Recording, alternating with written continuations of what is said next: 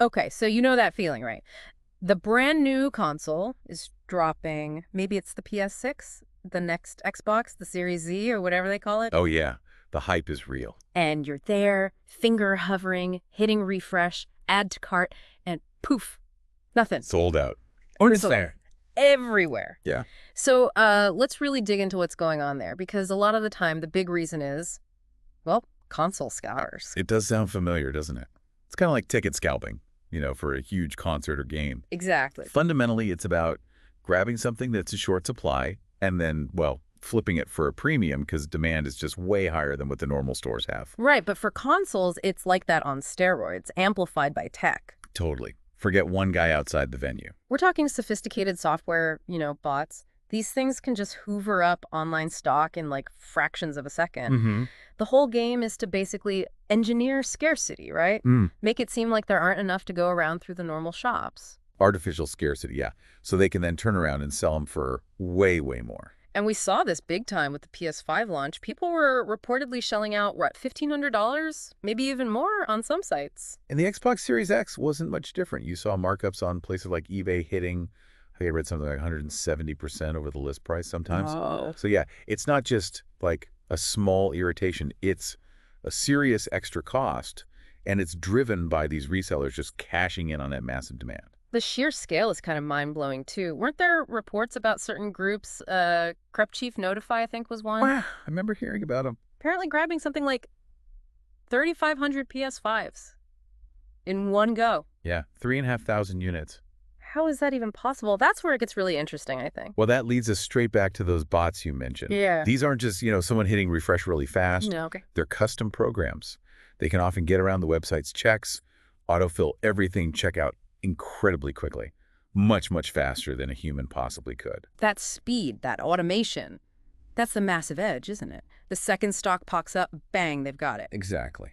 So, okay, looking ahead then, we've got the PS6, the Xbox Series Z, maybe coming down the line in, what, 2026 perhaps? Hopefully around then. Yeah. What different kinds of things might Sony and Microsoft and the retailers, too, actually try to sort of fight back against this? I've seen some potential ideas floating around. Yeah, there are definitely some interesting potential changes being talked about. Sony, for example, they've been apparently testing something in Japan. Oh, yeah. What's that? It involves needing your PlayStation account to have logged a certain amount of playtime. I think the figure was around 30 hours or something. 30 hours? Yeah, something like that, to even be eligible for a pre-order. The idea, presumably, is to try and prioritize people who are actually, using the console part of the ecosystem. Huh. That's a really clever angle. Yeah. But it does make you wonder. What's that? Could the scalpers just adapt? Could they just run bots that actually play games or idle in games to hit that 30-hour mark? Huh. Imagine that. A bot farm just grinding levels in some free-to-play game. Right. Just to qualify for a PS6 pre-order. It definitely raises that question about how adaptable these scalping operations are. But it does add a whole new layer of difficulty and, frankly, cost for them. True. Automating a purchase is one thing, but simulating real playtime over weeks, that's different. It's a different challenge, absolutely. So, okay, that's kind of a novel approach. What about some of the more, let's say, traditional methods, like limiting one per household? We've seen that before. Yeah, that makes sense. A bit like how Apple tries to handle iPhone launches sometimes, right? Stop people buying crates of them to resell immediately. Exactly. And those online queues. Yeah. Everyone hates waiting in them, but yeah.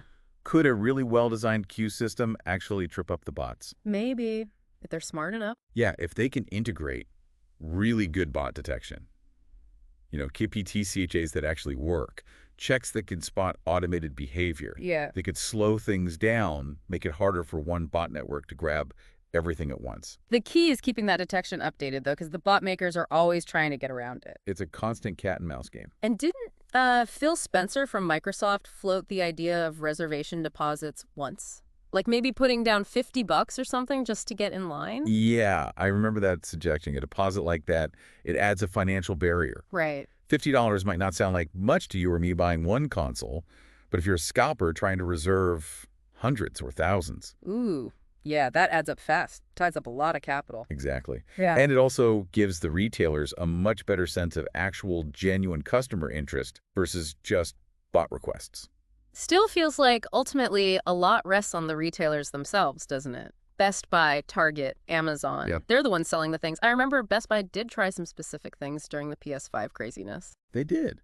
And they have to be on the front lines, investing in strong bot detection, using CAPI-TCHA systems that are harder to fool, constantly tweaking their security. It's that ongoing tech arms race we mentioned. Okay, right. So we've got the mechanics, how it works, some potential defenses. But let's shift gears a bit. Let's talk about the kind of human cost of this, because it's more than just an inconvenience, isn't it? That's a really important angle, yeah. I mean, some people just shrug and say supply and demand, but it does feel exploitative, especially when these things are so highly desired. We saw similar dynamics with other hard-to-get items, especially, during the pandemic. Totally. And you think about regular folks, parents maybe, trying to get one for Christmas or a birthday, and they're faced with these insane prices. You heard stories, people paying over $1,000 for a PS5 just to not disappoint their kid. Yeah, horrible situations. Yeah. It really taps into that emotional side, the gifting aspect, and the frustration is immense. It really is. And it's not just the scalper making bank, is it? No, that's a good point. The platforms where these sales happen, like eBay or StockX, they take their cut. Right, the transaction fees. And the payment processors, PayPal or credit card companies, they get a slice too from those inflated prices. So there's kind of a wider financial web that ends up profiting, even if unintentionally. And then there are the outright scams. You absolutely cannot forget those. I still can't believe people were paying huge money for a PS5 and literally got sent just a picture of one. Oh, God, yes. The PS5 picture-only listings. Unbelievable. It became like the classic warning sign, didn't it? A real reminder to be so careful buying from unofficial places, especially when demand is through the roof. So given all that, Yeah. what can actually be done? What can, you listening right now, the average gamer who just wants a PS6 or Xbox Series Z at a fair price, what can we do? Well, the most powerful thing, honestly, it's tough, but it's refusing to buy from scalpers. Just don't pay the markup. Exactly. Every time someone pays, say, $1,500 for that $500 console from a reseller, it just proves the scalper's business model works. It encourages them to do it again next time. Yeah. It's hard when you really want it, but you're right, it fuels the fire. And what else? Putting pressure on the retailers. Absolutely. Make noise. Yeah. Let retailers know you want stronger measures. Demand better CAPI-TCHAs, proper queue systems, strict purchase limits that are actually enforced. Consumer voices can make a difference if enough people speak up. They really can. Retailers do listen, eventually, if the feedback is strong enough. And going back to that Sony playtime idea, do we think that kind of unconventional approach has legs? Or is it just, a temporary speed bump for the really determined scalpers? It's certainly thinking outside the box, which is good to see. It might not stop all scalping, but like we said, it definitely raises the bar for the big operations. Yeah. Adds time, adds resources needed. The flip side, though, is it could potentially inconvenience casual gamers too, right?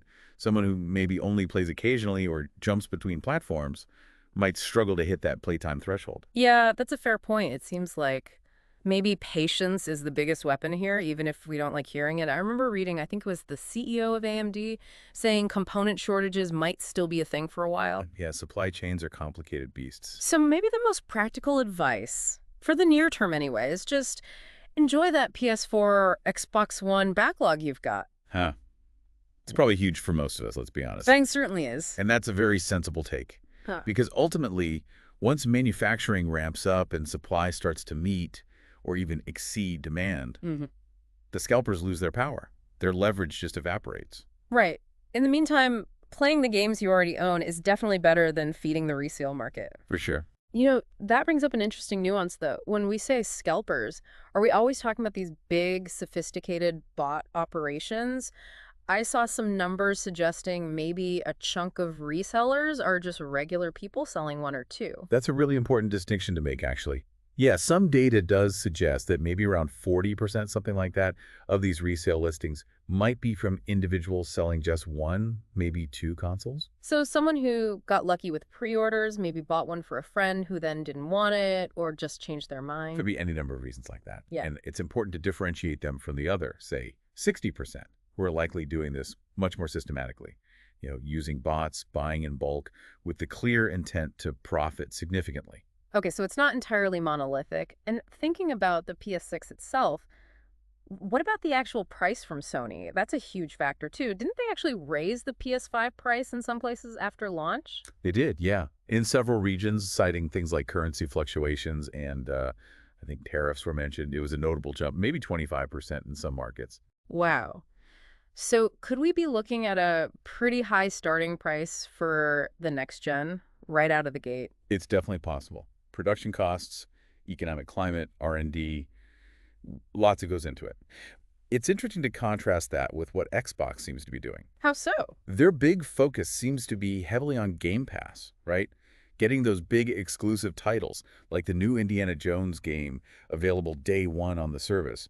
It's kind of a different value proposition to draw people in, less reliant perhaps purely on the hardware sale itself. Interesting. Different strategies playing out. But look, there is light at the end of the tunnel, isn't there? We did see it with the PS5. Eventually, supply caught up. Absolutely. And those $1,000 resale prices, they came back down to earth. Maybe not overnight, but they did. They did. Basic economics eventually wins out. Once enough consoles are hitting store shelves through normal means, paying a huge markup just doesn't make sense for most people anymore. Scalpers have to lower their prices or get stuck with inventory. So I guess the main takeaway for you listening, as we gear up for whatever the next console launch brings, it really does boil down to patience, doesn't it? It seems to be the most reliable strategy, yeah. Hold on to your current console, enjoy the games you have, and just try to resist paying those crazy inflated prices. Give it time. Hopefully combine that with better anti-scalping tech. And eventually you should be able to walk into a store or click online and actually buy that PS6 or Series Z for its proper price. Without needing a second mortgage. Exactly. It's about us as consumers collectively deciding not to reward that behavior. Wait it out, buy legit. That's how we push back. Well said. And maybe just one final thought to leave everyone with as we wrap this deep dive. What's the long-term impact here? This whole fight against scalping, these new measures like playtime requirements, how will they fundamentally change the experience of a console launch? And, will the scalpers just move on, find some other hot product, some new method?